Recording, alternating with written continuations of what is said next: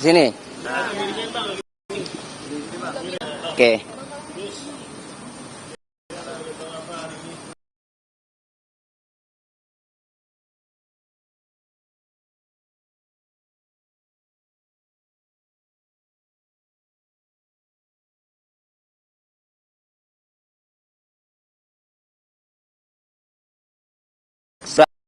Permohonan dalam hal kewenangan KPK adalah pencegahan, ya.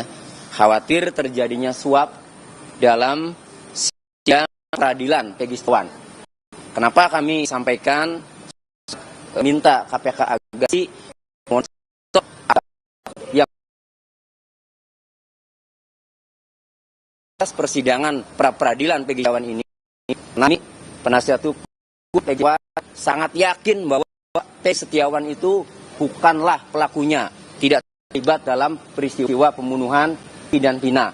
Oleh karena kami melihat kasus ini kesan dipaksakan. Sehingga ketika kami libat pra-peradilan, kami khawatir dengan alat bukti yang dimiliki yang menurut kami sangat minim, kami khawatir hakim menolak.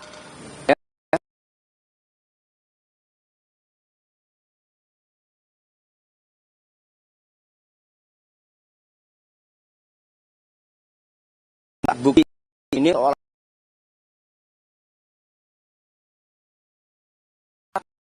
ada menyuap di proses ini. Itu oleh karenanya sebagai ya, baik untuk Bandung di Cirebon, Pengadilan Negeri Bandung, agar tidak terjadi ya suap menyuap. Ya, ini pencegahan termasuk ya. Nah, diterima ininya.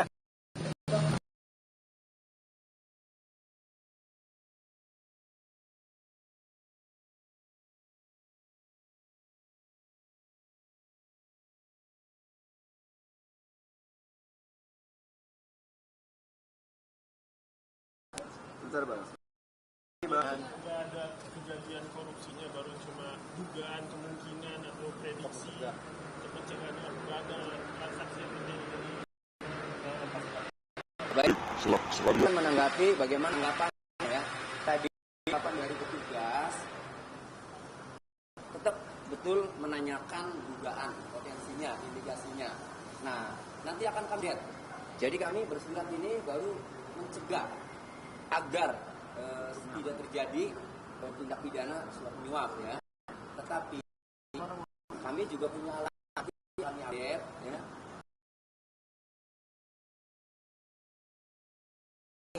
Yang lebih mendalam pasti sehingga kami meminta agar KPK mengawasi ya. Jadi untuk sementara ya memang kami minta agar mengawasi, mencegah aparat penegak hukum yang terlibat dalam proses peradilan ini. Apa saja sih aparat hukum yang terlibat dalam proses peradilan ini? Termohon dulu mulai dari Bapak Kapolda, Cekyu, Direktur Reserse Umum Kriminal, Direktur Reserse Kriminal Umum Polda Jawa Barat, sampai penyidiknya kan, kemudian di Pengadilan Negeri Bandung, mulai dari ketua pengadilan sampai hakimnya menangani masa peradilan ini. Itu. Terus kenapa nggak ke bawah SEMA atau KAI? Kan memang tugas bawah SEMA atau KAI kan memantau. Betul. Ada. Kan menindak. Ada. KAI sudah, dan habis dari sini ke Bawas Mahkamah Agung udah kami span. Jadi untuk perilakunya kan itu di Bawas. Nah ini untuk mengantisipasi atau untuk mencegah agar tidak terjadi ya, tindak pidana korupsi dalam hal ini suap menyuap itu. Bang, apakah ada rencana ke Kontras, Komisi untuk Orang Hilang dan Korban Kekerasan? Mereka kan sering mendampingi korban-korban salah tangkap kayak gitu.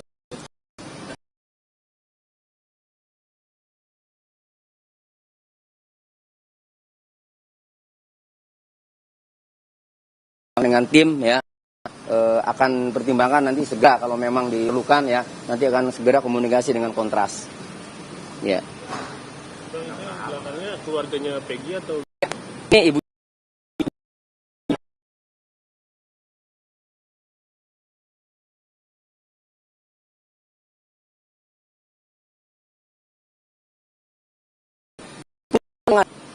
negeri Cirebon pada tahun 2017 yang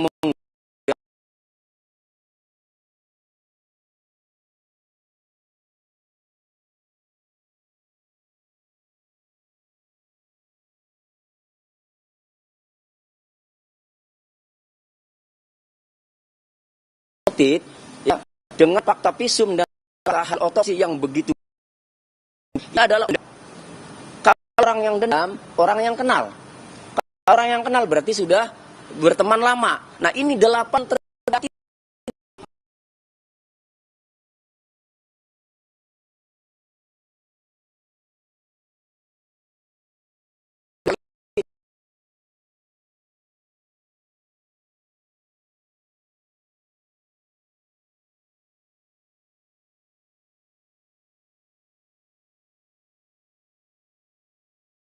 di media Monreker anak jabat itu. Jadi kami khawatir pelaku yang sebenarnya itu tidak ditangkap, dilindungi kan. Kemudian ini yang tidak melakukan dihukum. Ya memang udah putusan pengadilan, tapi kan temuan-temuan ini harus disampaikan. Masyarakat tahu ini muncul yang mengaku dikondisikan atau diarahkan oleh Pak Ibtu Rudiana akan mengakukan seperti itu. Nah, kemudian ada beberapa saksi kayak Okta, Pram, Teguh mengaku tidur di rumah Pak RT itu. Sebagian 5 terpidana itu. Jadi tidak melakukan. Nah, jadi kami khawatir asal nangkap saja, kemudian penyidik sebelumnya tahu siapa, ya, tapi tetap dipaksakan. Sehingga kalau ada pemaksaan seperti itu, kan kami khawatir pasti ada, mohon maaf ya, kami menduga kan ada suap nanti kan. Nah, silakan itu sudah selesai. Tapi buat Peggy Setiawan, kami kawal ke berbagai lini, ke berbagai institusi terkait agar mengawasi proses ini. Kami butuh keadilan sebenarnya, karena klien kami, anaknya ibu ini ya, Peggy Setiawan ini tidak melakukan, ada di Bandung. BAP-nya juga ya, saya buka. Itu dalam BAP-nya dapat salinan. Semuanya tidak tahu. Jawabannya orang tidak melakukan, bagaimana? Itu silakan kalau mau ke Ibu. Banyak ibu yang bantuin Mas Peggy, katanya merasa bahwa Mas Peggy itu tidak bersalah. Nah, Ibu tangkapnya gimana, banyak yang membantuin anak Ibu? Ya, alhamdulillah saya banyak mengucapkan terima kasih kepada seluruh netizen yang mendukung anak saya. Saya juga sebagai seorang ibu, emang anak saya tidak bersalah. Anak saya tidak melakukan kejahatan apapun. Anak saya hanya hidupnya mencari uang kerja untuk menafkahi anak adik-adiknya, itu aja.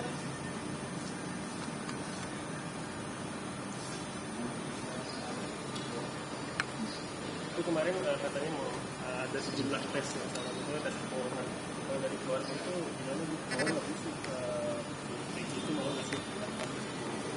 Nih, silakan Ibu Yanti yang jawab, Bu. Yang mendampingi Ibu nih. Oh, sebenarnya tes kebohongan itu tidak terjadi karena memang ya oke. Tes atau lie detector itu tidak dilakukan, hanya ada tes psikologi aja terhadap Peggy. Tadinya kami pun dari tim kuasa hukum mau menolak karena memang kami menduga bahwa ini tes dilakukan dikarenakan pihak Polda Jabar masih kurang, bukti-bukti yang mereka miliki masih kurang. Akhirnya kan mereka harus melakukan tes psikologi. Kami sebenarnya tim kuasa hukum tidak ada relevansi, bahwa ini tidak ada relevansi dengan dengan perkara, tapi karena Peggy sudah di dalam dan mereka dan dari psikologi juga mengatakan bahwa ini hanyalah kehati-hatian dari pihak Polda. Tapi kalau untuk keluarga kami tetap menolak untuk dilakukan tes psikologi. Dan kenapa hari ini mungkin kita ada di sini, kemarin tadi yang disampaikan oleh Pak Tony, karena indikasi dari perkara ini dari awal sudah ada rekayasa, banyak rekayasanya, sehingga kami khawatir akan terjadi gratifikasi. Makanya untuk itu kami ke sini untuk konsultasi, dan laporan kami pun diterima oleh KPK seperti itu. Nanti mungkin kalau memang terjadi gratifikasi baru ditindaklanjuti selanjutnya seperti itu. Bang, izin, ini kan bentar lagi mau ada persiapan sidang peradilan. Betul, pra-peradilan. Persiapannya sudah sejauh mana sih Bang, kalau boleh tahu untuk dari pihak keluarga? Ya, 24 Juni 2024 nanti kan sidang pra-peradilan. Ya kami sudah sangat siap ya dengan saksi-saksi dalil kami bahwa Peggy Setiawan itu bukan Peggy alias Peron, karena dalam putusan pengadilan itu putusannya itu DPO-nya Peggy alias Peron dengan 3 DPO ya, Andi, Dani dan Peggy alias Peron. Nah, kemudian ditindaklanjuti oleh Polda Jabar, Peggy alias Peron itu dengan ciri-ciri kan rambutnya keriting, umurnya 30 tahun 2024, tinggalnya di Banjarwangun, Kecamatan Mundu. Ya, nyatanya yang ditangkap ini Peggy Setiawan ini rambutnya kan tidak keriting, lurus. Umurnya bukan 30 tapi 27. Kemudian tinggalnya tidak di Banjarwangun melainkan di Kepompongan, beda kecamatan jauh, ya. Nah, sehingga atas dasar itu kalau menangkap Peggy Setiawan ya sebagai orang yang dianggap DPO, ini apa korelasinya? Itulah sebabnya ya kami melihat bahwa satu berdasarkan saksi-saksi bahwa Peggy Setiawan itu berada di Bandung, ya, bukan di Cirebon.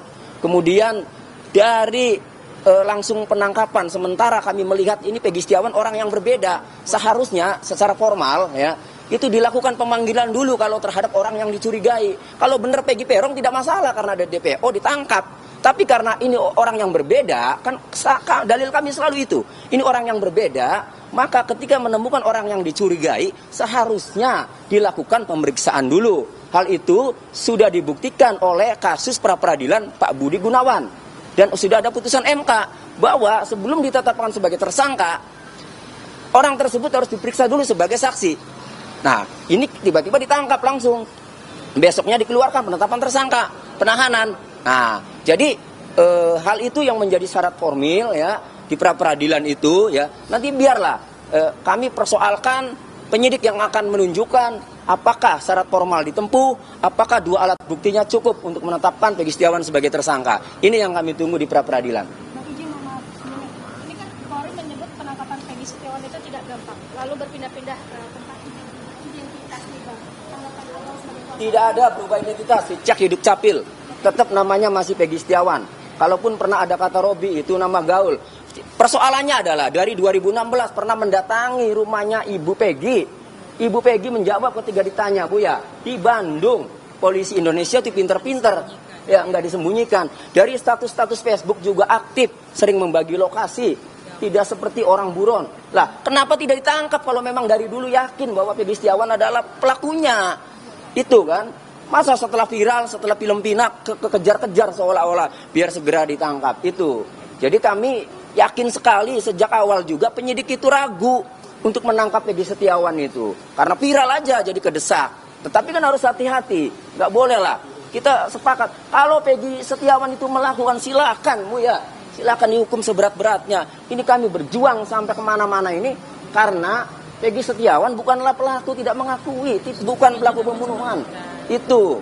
Kami ini lagi berjuang kemana-mana. Ini upaya. Kalaupun upaya kami sudah kemana-mana masih tetap. Ya sudah takdir berarti kan. Takdir orang yang tidak melakukan kemudian dihukum. Nggak tahu seumur hidup apa mati nanti hukumannya.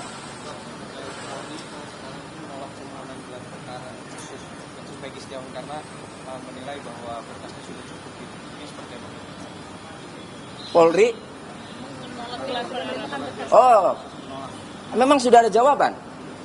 Jadi menolak gelar perkara khusus.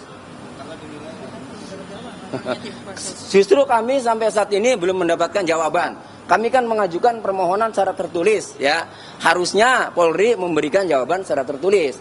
Menghormati dong, digaji pakai uang rakyat. Yang memohon rakyat, melayani rakyat dong kan. Justru kami tahunya dari rekan-rekan media ya. Tapi tetap kami tanggapi. Gelar perkara khusus ya itu dilakukan bila mana kasus itu sudah menjadi perhatian publik dan ada pemohonnya. Kan?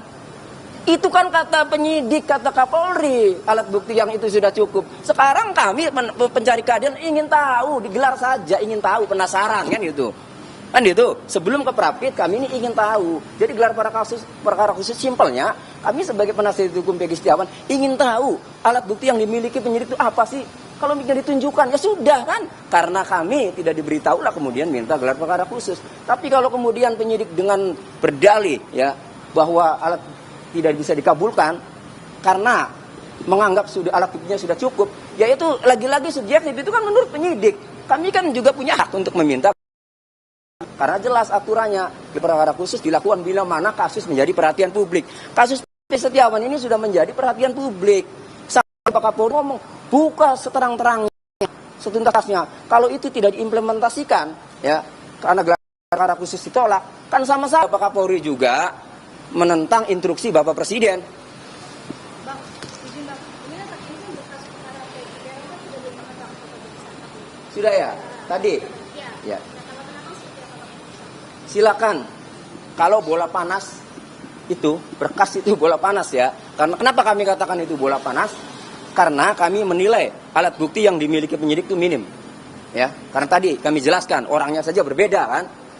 Kalau bola panas itu mau dilempar ke kejaksaan dan jaksa mau menerima, ya silakan bola panasnya di kejaksaan.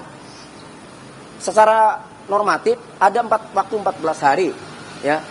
Jaksa penuntut umum atau penuntut umum pada Kejaksaan Tinggi Jawa Barat itu untuk meneliti berkas perkara, mempelajari apakah dinyatakan lengkap atau tidak. Lengkap bisa tidak untuk diajukan ke penuntutan ke persidangan. Kalau memang ya dengan kondisi seperti ini, kalau memang tidak bisa, belum bisa, alat buktinya kurang, ya pasti dikembalikan lagi oleh jaksa kepada penyidik. Asal tidak ada tujuan saling menghormati untuk melancarkan supaya menggugurkan pra peradilan. Karena biasanya ya kalau kita lagi ngajukan pra peradilan, kemudian penyidik langsung cepat, jaksanya langsung menerima, itu strategi supaya cepat perkaranya cepat sidang, kemudian pra peradilannya itu gugur. Itu udah biasa. Tapi kami tetap berjuang. Apapun yang tahap-tahap yang sudah dilalui ini tetap kami berjuang. Terima kasih ya.